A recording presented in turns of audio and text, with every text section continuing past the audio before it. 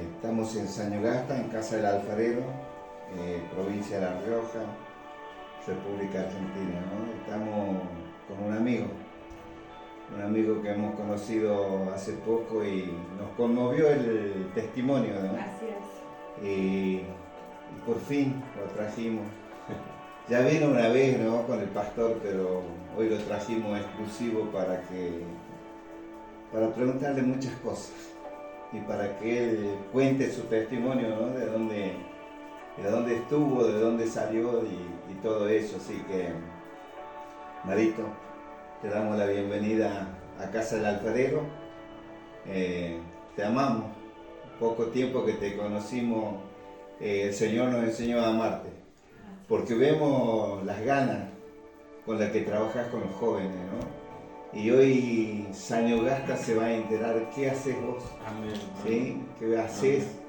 ¿Cómo te moves con la juventud?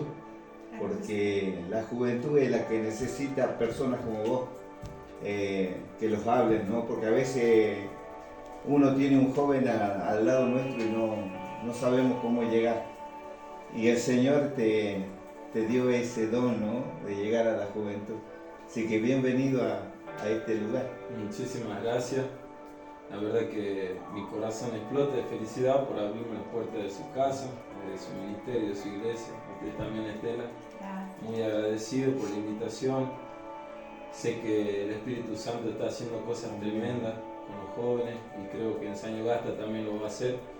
Así que gracias a Dios, gracias al Espíritu Santo que podemos estar en esta charla, que es divertida, una charla hermosa que vamos a tener en presencia de nuestro Padre. Así que agradecido de corazón, Estela, pastor, muy contento. Gracias. Muchas gracias. Gracias. Creo que todos tenemos una historia para contar. Y acá analizando entre todos, ¿no?, el Salmo 40, dice esto: pacientemente esperé a Jehová, se inclinó a mí y oyó mi clamor y me hizo sacar del pozo de la desesperación, del lodo cenagoso. Qué tremendo, ¿no?, cuando uno habla y entiende esto del pozo cenagoso.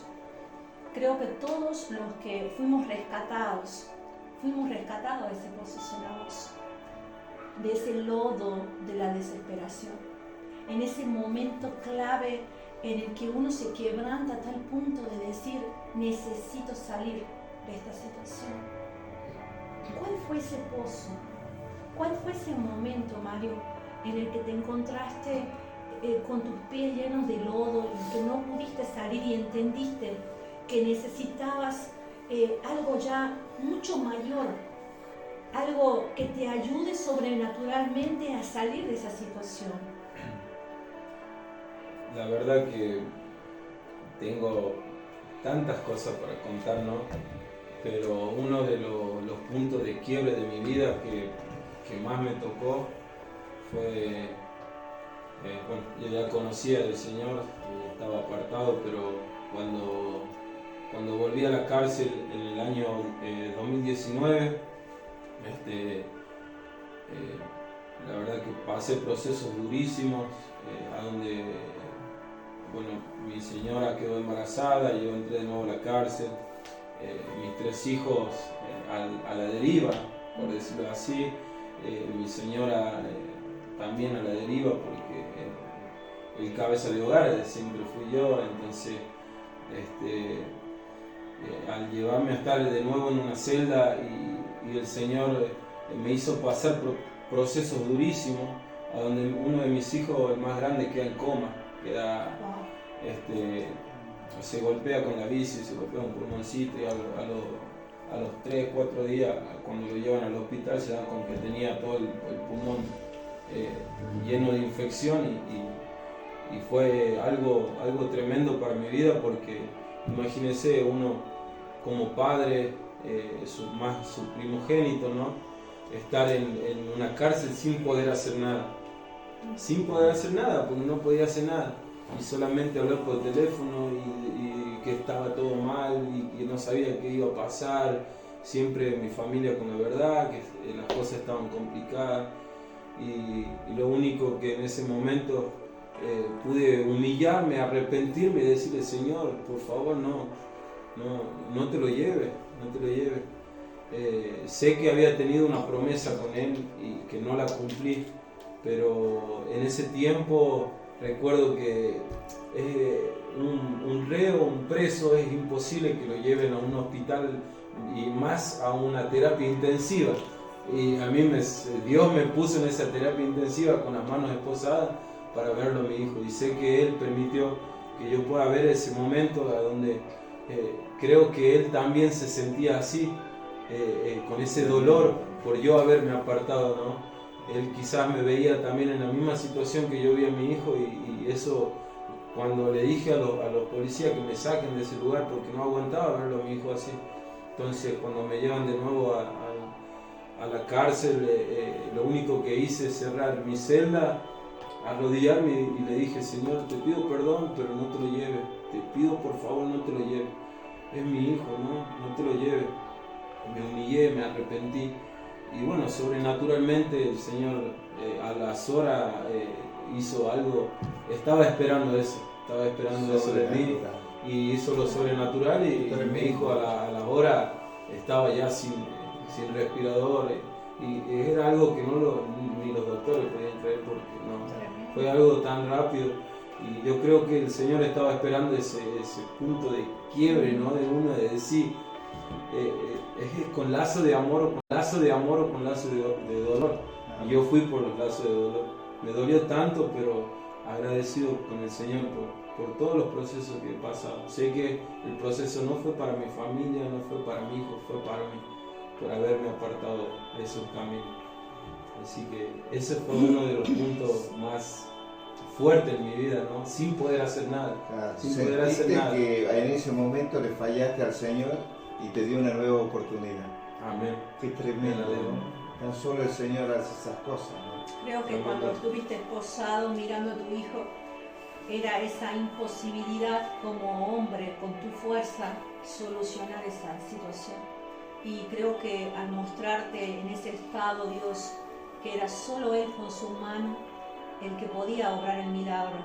Y creo que ese es el punto de quiebre de tu vida, ¿no? Haber estado esposado mirando esa imposibilidad natural de poder salvarlo con tu fuerza.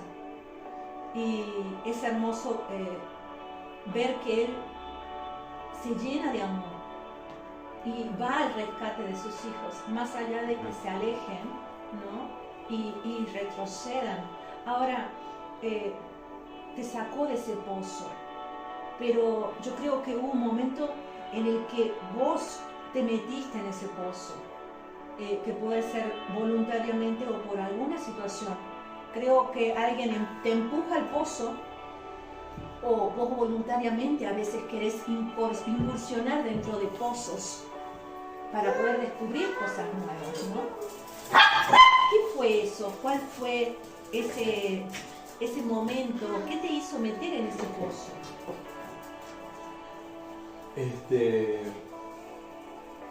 La verdad que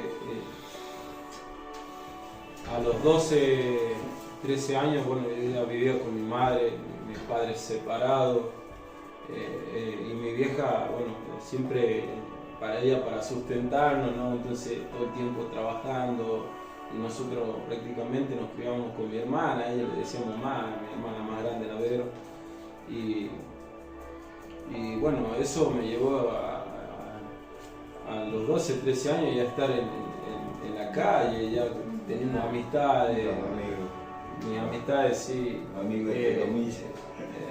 Y fue tremendo porque ya a los 12 años ya he estado probando marihuana, pastillas, y así mi vida, yo siempre ocultando eso para que mi familia no se dé cuenta, ¿no? Pero bueno, empezaron a pasar los días, los meses, los años, y se entorna más tóxico, ¿no? El entorno familiar, y uno ya con adicciones, queriendo ocultarlo, aunque yo creo que mi familia sabía, se daba cuenta. Entonces ya a los 15, 14, 15 años, ya con la delincuencia, ya no tenía plata para la droga, entonces eso me llevó a delinquir, a andar sacando cosas que no eran mías, ¿no? Entonces eso me llevó a estar preso también de menor, entonces empecé a conocer amistades más complicadas, ¿no? Al llevarme a estar preso empecé a conocer chicos que estaban ahí presos, entonces después nos juntábamos y bueno, de tantas causas penales que tuve de menores, que apenas cumplí 18 años, la primera que me vaya a la cárcel, imagínense, 18 años, mi madre nos daba de comer, mi madre nos lavaba la ropa, yo era un nene de mamá, imagínense estar en una celda de un calabozo a los 18 años de edad, todo un niño, y lo único que lloraba y decía, mamá y Dios, ¿qué hago acá? Y bueno, y mi vida empezó, me tuve que ir haciendo, ya estaba en la cárcel, entonces te tenés que acostumbrar a ese mundo, ¿no? Entonces me condenaron a 3 años, la primera condena me condenaron a 3 años y bueno, ahí conocí amistades más complicadas, más digamos en el mundo delictivo, entonces eso me llevó a un nivel más alto en la delincuencia, ¿no? Por decirlo así. En el 2015 me dan permiso, me salía con permiso de transitoria y bueno, eso también apenas salí, uno sale con esa cabeza, en el mundo que vivía sale con esa cabeza de yo estuve en la cárcel, yo soy esto, yo soy aquello y uno salía con ese ego, yo recuerdo que salía, andaba con cuchillas en la calle pensando que estaba en la cárcel, problemas de aquí y de allá, y seguía robando. Yo me acuerdo, salía con permiso a las 6 de la mañana y salía en la moto y me iba a delinquir y me metía en mi casa, descansaba un rato y a la noche volvía y así seguía con el mundo de la delincuencia, de la droga. Después me metí en el mundo de vender droga, también del narcotráfico. Manejábamos kilos de droga y eso también era como que yo más me agrandaba y ya era yo tenía todo, manejaba todo, ¿no? Y bueno, pasaban los años, en 2015 bueno, tengo unos problemas, entro con pedido de captura por una rebeldía, me vuelven a meter, cumplo la condena, entonces cuando yo salgo en 2016, yo dije, bueno, voy a cambiar mi vida porque ya había perdido a mi mujer y en ese tiempo teníamos un solo hijo, entonces teníamos muchos problemas con ella porque imagínense yo cursaba infidelidades que ponerle ella me iba a visitar y le decían, ¿vos cuál sos? Le decían porque tenía 3, 4 mujeres más anotadas en las visitas que me iban a visitar, que me llevaban droga, porque yo a mi familia no iba a hacer que me lleven droga. Entonces eso me llevó a tener una separación con mi mujer, perdí mi familia, perdí mi hijo. Entonces cuando yo salgo en diciembre de 2016, voy a Buenos Aires, tengo familia, chao, me limpio las manos, dejo mi familia, todo, pum, a Buenos Aires. Y bueno, ahí fue peor porque conseguí amistades complicadas también, entré en la delincuencia, a donde hice pactos con Guacho Gil, con Sana Muerte, estábamos metidos en el humanismo y eso me llevó a estar preso de nuevo. Volví a caer en o sea que cárcel. Como que el pozo en realidad se iba haciendo más profundo. Exacto. Porque uno dice, bueno, estoy llegando a niveles más altos en el mundo, pero en realidad es más profundo. Exacto. No es más alto, es más profundo. Más uno se hunde. Más se hunde uno. El enemigo te cega tanto la mente que uno cree que está bien. Y yo decía, tengo dinero, tengo droga, tengo armas, tengo todo. Pero realmente no era libre porque vivía con problemas, que la policía iba, me reventaba las puertas de mi casa, problemas con mi familia, peleas, tiroteos, puñaladas, ¿qué nos pasamos como familia, no? Era el entorno más tóxico, por decirlo así, y eso me llevó a tener un ego muy alto, ¿no? Decir, no, yo esto, yo aquello, era todo yo. La verdad que cuando caigo preso en Buenos Aires, yo le doy gracias a Dios siempre, siempre le doy gracias a Dios por meterme en ese lugar tan complicado que es la 40 de Loma de Zamora, en Buenos Aires.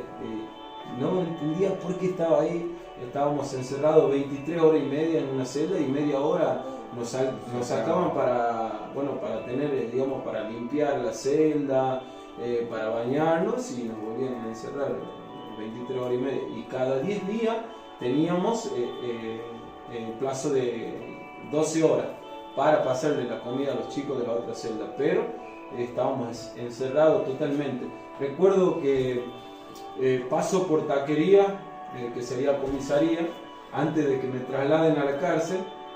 Hice amistades con muchos porteños ahí, me decían riojeños, me decían ellos a mí. Entonces de ese lugar empezaban a trasladar a diferentes penales, ¿no? Y empiezan a trasladar a los chicos, y bueno, al tiempo, ponerle las 2 semanas, me trasladan a mí, me llevan a la 40 de Loma Zamora. Llego, el jefe de la cárcel amaba a Menem, que él visitaba a Nillaco, empezamos a entrar en una conversación. Dice, bueno, te voy a mandar un pabellón, planta alta, me dice, lo que necesite, cualquier cosa me avisa, todo el tema. Me llevan al pabellón, 4 plantas altas. ¿Quién estaba? Uno de los chicos que había cruzado en taquería. Y yo lo miro, riojeño, me dice, y yo lo miro y le doy un abrazo. Y él me saca una Biblia, los nuevos evangelios, esos azulcitos, y me dice, Dios te estaba esperando, me dice. Y yo lo agarro, ¿viste? Lo miro y me acomoda en la celda número 4. Y imagínense, yo pacto con Gaucho Gil, Sana Muerte, no quería saber nada con Dios, yo decía, tan re loco. Yo era el más endemoniado de todos. Agarré la Biblia y la tiré en el estante. Y bueno, empezaron a pasar los días, la semana, ya me habían bajado preventivo, me tenían que trasladar a otra cárcel. Empezaron a pasar los meses y estaba encerrado ahí en esa celda. Lo único que hacía, miraba por la ventana, porque para el lado del otro lado había una villa, y yo miraba y veía los tiroteos ahí, cómo peleaban. Y habían ratones, los pericotes que le decía yo, y les alimentaba, lo único que tenía para hacer.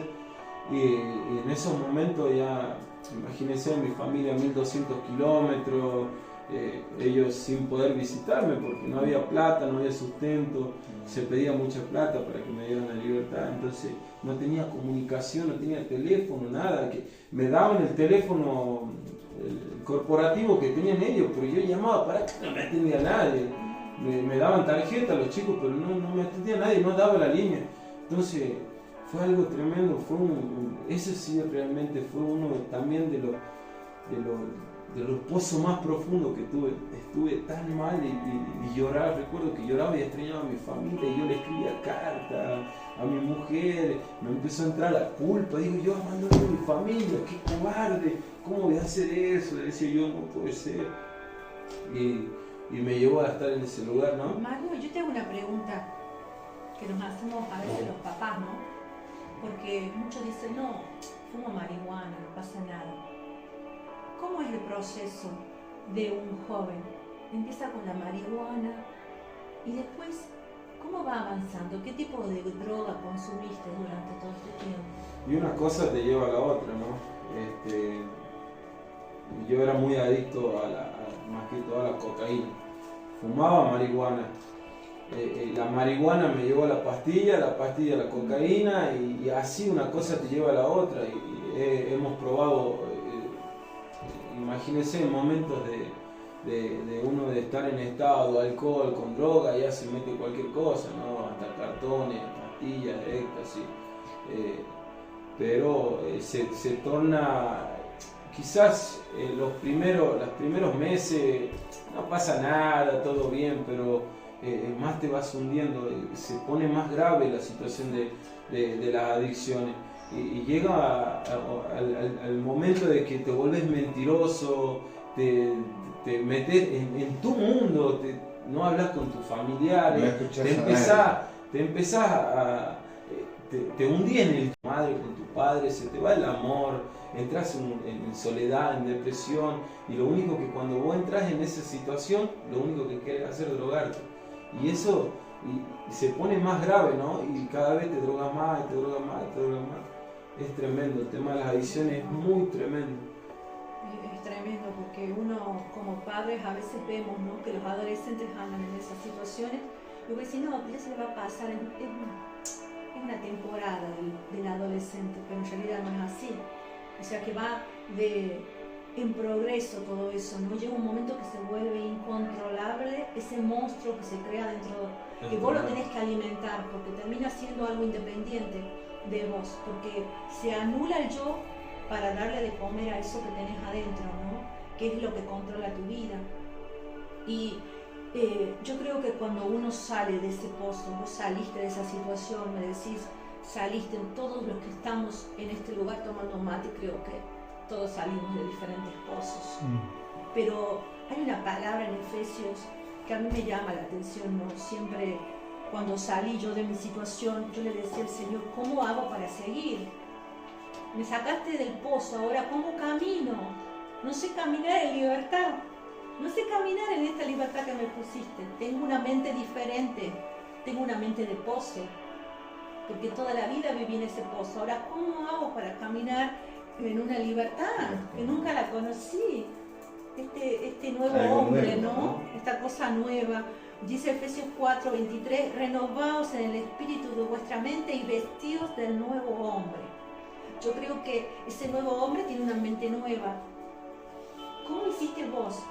¿Cuál fue esa lucha? Porque todos tenemos luchas y batallas en nuestra mente, porque según cómo renovamos nuestra mente es nuestro nuevo caminar. ¿Cómo hiciste para caminar lugares que no conocías? Tener una vida que no conocías, una vida renovada en Cristo. ¿Qué fue la cosa más difícil en la cual tuviste que batallar para poder salir definitivamente de la adicción? Porque creo que hay muchos jóvenes que quieren salir, pero una vez que los sacas, quedan ahí desamparados, no saben cómo seguir. ¿Cuál fue esa batalla mental, la mayor que tuviste para poder tener ese nuevo hombre en tu vida? Y es muy fuerte la pregunta. Se me vienen muchos recuerdos de tanta droga que uno se metió, de tantos problemas, ¿no? Cuando yo regreso a los pies de Cristo fue algo muy sobrenatural de lo que hizo Dios con mi vida, porque realmente le entregué mi corazón a Dios. Estaba cansado de las drogas, estaba cansado de la delincuencia, de la maldad que yo tenía, ¿no? Creo que me costó tanto porque cuando yo empiezo la iglesia me caían, yo tenía en mi casa, iban 15, 20 chicos, todos los días era la juntadera en mi casa. Y me costaba tanto porque me caían de nuevo y me decían, vamos, ahí tengo un hecho para hacer. Y me caían cuando yo me iba a la iglesia o cuando pasaba con mi señora, los veía tomando, drogándose y me decían, vení. Y era algo que mi carne quería volver y yo iba con mis hijos y con mi señora, íbamos a mi casa y ya vengo, le decía yo ahí. Y no, pero no te vas a ir. Y empezaron las discusiones, todo, y peleábamos con ella, nos íbamos enojados, yo la dejaba en su casa, y cuando yo me quería ir a los chicos, decían no, y me iba a mi casa. Yo creo que muchas veces cuando yo voy a las familias a ministrar a los chicos, yo les pido a las mujeres, a las hermanas, a las madres, y les pido que puedan contenerlo a los chicos. Yo sentí la contención de mi esposa, sentí la contención de mi madre, de mi padre. Es muy importante la contención. La firmeza de la familia en contener. Eso va a ayudar mucho, a la persona adicta, va a ayudar mucho que sepa que lo acompañe. Muchas veces vamos a ministrar a la casa y no, que yo no quiero ir a la iglesia porque yo esto, porque yo aquello, que vaya él, yo lo voy a acompañar desde casa. Y no es así. Yo siempre le digo a la madre, usted tiene que acompañarlo. Si usted quiere que su hijo cambie, acompáñelo, porque es muy difícil salir de las adicciones, muy difícil, se complica mucho más en los lugares donde uno está metido, en barrios, en las amistades. Es una lucha pero muy, muy personal, muy interna, que y ahí hace falta la contención de la familia. familiar. Creo que es lo clave, ¿no? Lo clave. Lo clave, la familia, ¿no? La familia. Es la familia Yo contenida. recuerdo que cuando, bueno, yo me aparto de Dios, lo que le contaba la historia que tuve en la cárcel, de la Biblia, bueno, yo tengo un encuentro con Dios, sobrenaturalmente me dan la libertad, para resumirlo rápido, me dan la libertad, tuve un encuentro con Dios, me dan la libertad. Y yo hice un pacto con Él, digo yo, Señor, yo te voy a predicar, voy a ir por las cárceles, por los hospitales, por los chicos con adicciones, voy a convertir mi familia, todo emocionado en ese momento. Entonces Dios me da la libertad y después yo me aparto de las cosas de Dios. Pero ahí estaba tu mujer. Me aparto de las cosas de Dios, vuelvo al estado de 7 peores, Sí. entonces mi maldad era 7 veces 7 más. veces más. ¿Se imagina? Yo tenía una maldad. Salía, me recuerdo, y me duele tanto ahora porque salíamos, asaltábamos y metíamos a niños. Y hoy me duele eso. Cuando yo llegué, cuando el Señor me vuelve a restaurar, yo decía, tengo que ir por las casas a pedir perdón y tenía esa inquietud. Y bueno, la cuestión que cuando yo entro en el estado de 7 peor, en uno de los asaltos que tenemos con uno de mis compañeros, pierde mi compañero, y se me rompe la moto. Entonces, en ese momento que se me rompe la moto, viene la chica que asaltamos y empieza a gritar, me dice, eso me robaron. Entonces mi compañero sale corriendo y yo quedo con mi moto. Y no la iba a dejar a mi moto, entonces le pongo traba y me aparecen 5, yo siempre le cuento el testimonio, me aparecen 5 hombres, grandotes, prácticamente 2 metros. Y yo no sé de dónde salieron y yo los miraba y me hacían así furioso, como que me iban a matar, y ese tiempo estaba que linchaban a los chicos y los mataban, entonces no me podían hacer nada, entonces yo salgo caminando y me escapo, bueno, después me anda buscando la policía, en 7 días de droga, de cocaína, de alcohol, la única que me recibe es mi señora en su casa. Recuerdo que salto la tapia y ella me recibe, yo todo drogado, sucio, con la boca hinchada, pelo largo, barbudo, en plena pandemia.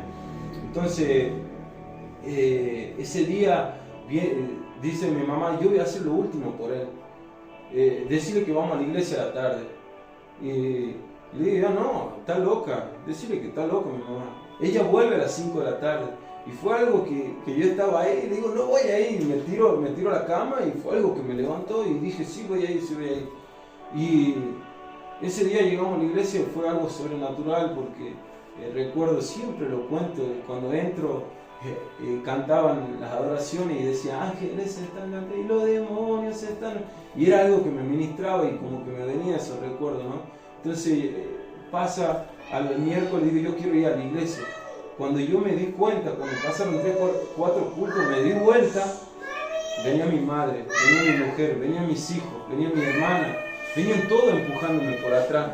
Entonces yo sentí que ellos querían que yo cambie, sentí el apoyo, sentí que había una contención, no solamente de la iglesia, sino familiar, y eso me ayudó mucho a cambiar. Y después, bueno, pasé por los procesos de liberación, todo, mi vida cambió rotundamente. Hoy, para la gloria de Dios, hace más de 3 años que estoy sin adicciones, sin amistades malas, y sirviendo a mi Padre del Cielo, que en el pacto que hicimos dije, voy a convertir a todas mis amistades. Y el otro día en el encuentro me gozaba y lloraba y digo yo, Señor, se está cumpliendo todo, porque tenía de los 14 encuentristas, 11 eran chicos que yo los anoté, los pagué yo, y dije yo, wow, y Señor hizo transformaciones pero tremendas con esos chicos, y que hoy están todos en la iglesia. Tenemos más de 20 chicos con problemas de adicciones que están saliendo adelante, estamos viendo milagros sobrenaturales en CCA, y la verdad es que el Señor nos está utilizando tremendamente.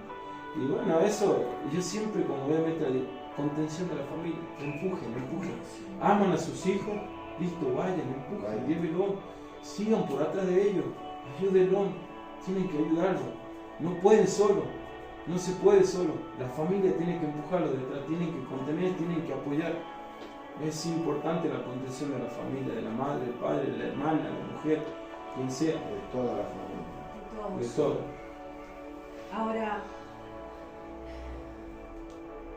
¿qué pasaría si Dios te diera una oportunidad y te dijera, Mario, vas a volver al principio, a ese niño de 12 años, a ese niño que estaba a la orilla del pozo, a punto de probar su primer droga, a punto de probar esa experiencia en la que unos ya no vuelven? Pero vos vestido de ese nuevo hombre, con esa mente nueva, ¿qué le dirías a ese niño? ¿Qué le dirías a ese niño, a ese Mario de 12 años? Y fuerte, porque lo mismo le diría lo mismo que le digo a los jóvenes. Ahora yo me meto en Barrio Malvina, Barrio Antártida, están todos con la pipa, con la cocaína, y voy, los abrazo y le digo que Jesús lo ama, y que en Él hay libertad, y que Él puede cambiar las vidas. Lo mismo lo haría, lo abrazaría y diría, no es el camino. Yo siempre veo personas que se han criado en el Evangelio, porque los padres lo han metido de chico en la iglesia, y veo que reniegan las cosas de Dios. Y digo yo, wow, mira si este chico tenía que haber pasado mi vida. ¿Cómo quisiera yo haber sido de cuna cristiana para no pasar todo lo que pasé? Yo como quisiera, fue tan dolorosa mi vida, pero bueno, hoy yo le doy gracias a Dios por todo eso, porque sé que estamos para servir, para ayudar a los chicos que están con problemas con adicción. Si el Señor ha permitido que estemos en esos lugares, es para su gloria, es para su honra. Pero eso digo yo siempre, no ha pasado, hay muchos chicos que yo veo que reniegan con una cristiana, pero no ha pasado realmente lo que uno ha pasado y que es tan doloroso, se sufre mucho. Y yo le diría eso a los chicos, lo abrazaría como siempre los abrazo, le doy un beso, le digo que Jesús lo ama, que yo estoy para servirle, que lo que necesite los voy a ayudar, pero que en Cristo hay salvación. En Cristo hay salvación. ¿Qué le dirías a la sociedad? ¿Qué tienen que hacer con el joven que está en la adicción? A la sociedad le diría que no lo juzguemos a los chicos. Yo siempre he dicho, yo conozco mi corazón, nunca fui una persona mala, pero las adicciones, la delincuencia me ha llevado a estar poseído. Y no era yo el que hacía las cosas malas, sino lo que había en mí. Los chicos son buenos. Muchas veces jugamos porque un chico lo ves con un porro, o que lo ves en una esquina, o que lo ves con una gorra, y lo juzgamos, y la verdad que más los hundimos a los chicos. Entonces yo creo que una palabra de parte de Dios puede cambiar una vida. Hay un testimonio tremendo de uno de los chicos que hoy lo tenemos sirviendo en CCA. El Espíritu Santo en una de las noches lo veo que se conecta, y el Espíritu Santo me dice que lo hable. Entonces yo lo hablo y le digo, amigo, ¿cómo estás? Y me dice, aquí estamos, hermano. Lo único que le dije, Jesús te ama. Dame el privilegio de una sola vez llevarte a la iglesia, y si no te gusta, hermano, listo, te vas, pero yo te aseguro que sí te va a gustar. Jesús te ama, amigo, déjate ayudar. Dice en el testimonio, él dice que en ese momento yo no sabía, él se estaba drogando, estaba amanecido. Dice que en ese momento él tiró la droga, se quebrantó, empezó a llorar. A los 2 días lo tuve afuera de mi casa, amigo, quiero ir a la iglesia, estoy decidido. Y hoy lo tenemos sirviendo en CCA. Una palabra direccionada de parte de Dios, del Espíritu Santo, cambia una vida. Muchas veces lo han estado juzgando a él, lo estaban juzgando porque estaba drogado, porque estaba amanecido. Pero vino alguien que ama realmente las almas y le dijo, Jesús te ama, y le cambió rotundamente su vida para siempre. Dice el Salmo 40 que estábamos comentando al principio, puso mis pies sobre peña y enderezó mis pasos.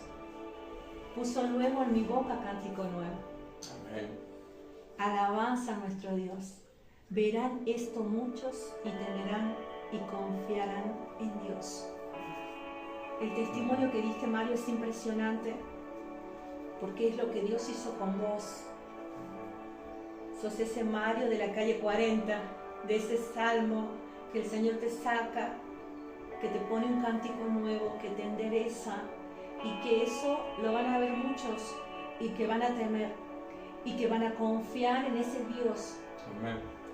Y creo claramente que si nosotros como iglesia realmente trabajáramos como iglesia, dándole a conocer a ese joven, a ese Cristo, el único que puede transformar una vida, el único que puede hacer un antes y un después, el único que puede cambiar tu historia, el único que puede darte ese testimonio y esas cicatrices que tenés en tu cuerpo, que te han llevado a una victoria, de tener un nuevo Mario en tu vida, la verdad que nos llena el corazón y volvemos a decir, Él es nuestro alfarero. Amén. Él es nuestro alfarero, Él rompe esa vasija y la hace completamente de nuevo. Entonces, desde acá de Casa del Alfarero, te decimos que no estás solo, te decimos que si estás en este lodo, en este pozo de la desesperación, podés salir, pero no solo. Cristo es el único que puede sacarte. Él es el único que tiene el poder de transformar tu vida y hacerla nueva. Y aunque pienses que hiciste muchas cosas, acá tenemos un testimonio de que Él lo transforma todo. Y no importa lo que hayas hecho, no importa lo que estés haciendo, este alfarero puede hacer algo nuevo de tu vida.